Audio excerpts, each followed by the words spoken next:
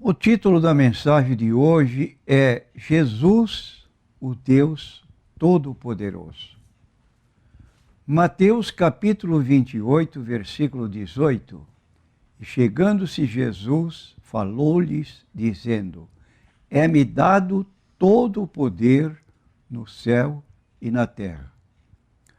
Obviamente, qualquer pessoa que nos esteja ouvindo vai admitir que quem tem todo o poder é todo poderoso. Mas há pessoas que discordam da nossa colocação bíblica, segundo a qual Jesus é Deus Todo-Poderoso. Não aceitam, e quando apresentamos o texto de Mateus 28, 18, essas pessoas argumentam: mas ele não tinha esse poder. Ele recebeu esse poder, mostrando assim que ele não é o Deus Todo-Poderoso. Ora, e nós então arrazoamos, se a questão é esta de contestar, que uma pessoa também que tem todo o poder e o dá a uma segunda, ela ficou sem. E a pessoa que recebeu se torna, então, o verdadeiro Deus Todo-Poderoso. Não queremos argumentar assim, mas apenas argumentamos para que a pessoa que às vezes se serve de um argumento fútil para contestar a deidade absoluta de Jesus, que é confirmada também por João, capítulo 1, versículo 1, quando 3 declarações a respeito de Jesus Cristo mostram cabalmente que Jesus tem natureza divina igual a do Pai. Então lemos no texto em João, capítulo 1, versículo 1. No princípio era o Verbo. Esta declaração mostra que Jesus é eterno. Ele não foi criado. Ele era já em concordância ou ao lado de Deus, o Pai. Em seguida, lemos: e o Verbo estava com Deus, mostrando distinção de personalidade. Jesus não é o Pai não é o Filho. Ambos são pessoas distintas, mas de igual natureza, porque, concluindo esse texto, diz: e o Verbo era Deus, colocando Jesus com uma natureza divina igual ao Pai. Então nós dizemos que há um só Deus dentro da doutrina da Trindade, subsistente em 3 pessoas, o Pai, o Filho e o Espírito Santo.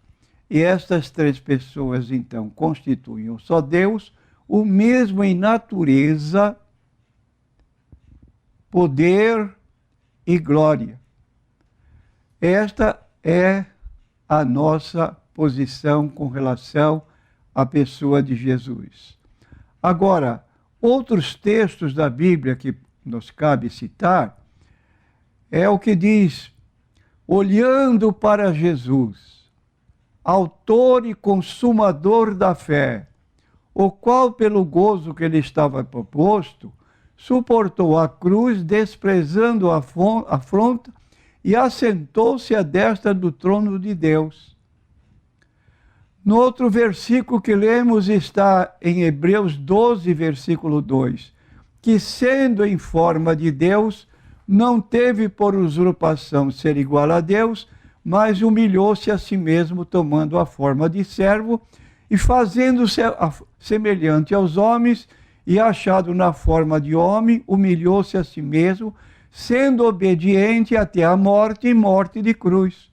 Pelo que também Deus o exaltou soberanamente, e lhe deu um nome que é sobre todo nome, para que o nome de Jesus se dobre todo o joelho, dos que estão no céu, na terra e debaixo da terra, e toda língua confesse que Jesus Cristo é o Senhor, para a glória de Deus Pai. Filipenses capítulo 2, versículos 6 a 11. E ainda, citando mais alguns textos bíblicos para justificar a nossa posição, diz o texto: tenho posto o Senhor continuamente diante de mim, por isso que Ele está à minha mão direita, nunca vacilarei. Portanto, está alegre o meu coração e se regozija a minha glória. Também a minha carne repousará segura, pois não deixarás a minha alma no Seol, nem permitirás que o teu santo veja a corrupção. Far-me-ás ver a vereda da vida, na tua presença há abundância de alegria, e a tua mão direita delícias perpetuamente. Estou citando o Salmo 16, versículos 8 a 11. Então, queremos dizer que Jesus Cristo tem uma natureza humana, é homem de vitória perfeita, tomou forma humana quando nasceu de Maria. Se julgarmos certo, foi o único homem de sucesso que este mundo já conheceu. Olhando as pessoas como Deus o faz, vemos que ele, Jesus, foi o único com uma situação sem nada a constar, completamente imaculado. Vamos pensar um pouco em sua vida perfeita, vamos meditar em sua carreira gloriosa e de vitória. Este homem manteve a posição de servo de Deus. O lugar de servo foi aceito voluntariamente por ele. Em essência, ele era igual a Deus Pai. Duas colocações que nós lemos na Bíblia, que são exclusivas da divindade. Primeira é que a adoração é um ato exclusivo da divindade. Mas Jesus, em sua vida, recebeu da parte de várias pessoas adoração. Até os próprios discípulos, quando viram repreender o vento, mandar o mar se acalmar, fazer-se grande bonança, eles perguntaram entre si: quem é este que até o vento e o mar lhe obedecem? E prostraram-se diante de Jesus Cristo, adorando-o. Eles tinham consciência do que estavam fazendo. Então nós vemos assim, mostra que em essência ele era igual a Deus Pai. Ele ganhou a vitória sobre a irresponsabilidade, já tivera a vitória sobre a pureza e a santidade, mas em sua morte e ressurreição foi vitorioso sobre a irresponsabilidade. E a Jesus foi confiada uma tarefa única, nunca antes dada a qualquer pessoa. Aquela tarefa de salvar os pecadores. Vinde a mim, os cansados, oprimidos, e eu vos aliviarei. Tomai sobre vós o meu jugo, aprendei de mim, que sou manso e humilde de coração, e encontrareis descanso para as vossas almas. Em João capítulo 8, versículo 31, Jesus declara: se permanecerdes como meus discípulos, conhecereis a verdade, e a verdade vos libertará. Os judeus, admirados, perguntaram: mas nunca fomos servos de ninguém? Jesus declarou: quem serve ao pecado é escravo do pecado. Se o Filho vos libertar, verdadeiramente sereis livres. Então Jesus outorga libertação para uma pessoa que vive escravizada ao pecado. E muitas outras tarefas que Jesus tem, principalmente a salvação, a purificação dos nossos pecados mediante a sua morte vicária, expiatória na cruz do Calvário, como diz o texto de 1 Pedro 2,23, levando ele mesmo em seu corpo os nossos pecados sobre o madeiro, para que, mortos para os pecados, pudéssemos viver para a justiça, e pelas suas feridas fomos sarados. É isso que Jesus faz e veio fazer neste mundo, buscar e salvar o que se havia perdido. E crentes nessa palavra de Jesus Cristo, Jesus assumiu a responsabilidade de nos levar ao Pai, e esta tarefa ainda continua. Enquanto estava na terra, tornou-se o sacrifício perfeito que nos salvou da maldição da lei.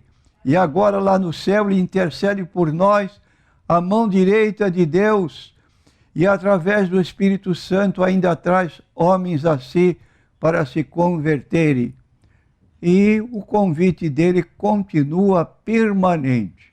Você, meu prezado ouvinte, que eventualmente se sinta preso, dominado pelo vício que tem acarretado a desgraça para a sua vida, para a sua família, você tem um recurso na pessoa do Senhor Jesus Cristo. E ele, como dissemos, está com os braços abertos. Vinde a mim todos, sem exceção. Em certa ocasião ele pôde dizer ao Pai, em júbilo, graças te dou, ó Pai, Senhor do céu e da terra, porque ocultaste estas coisas aos sábios e aos entendidos e as revelaste aos pequeninos. Pequeninos somos nós da sociedade, que não estamos sentados em cadeiras de pessoas que mandam, mas estamos vivendo no mesmo, na mesma situação de toda a sociedade na qual moramos, na qual vivemos juntos. Fica aqui a colocação que, se você não sabia, Jesus, o Deus Todo-Poderoso, ao lado de seu Pai, duas pessoas distintas, uma só natureza. Ele, ao lado do Pai, criou o mundo, diz o texto bíblico, todas as coisas foram feitas por ele, sem ele, nada do que foi feito se fez. Está em João, capítulo 1 e versículo 3.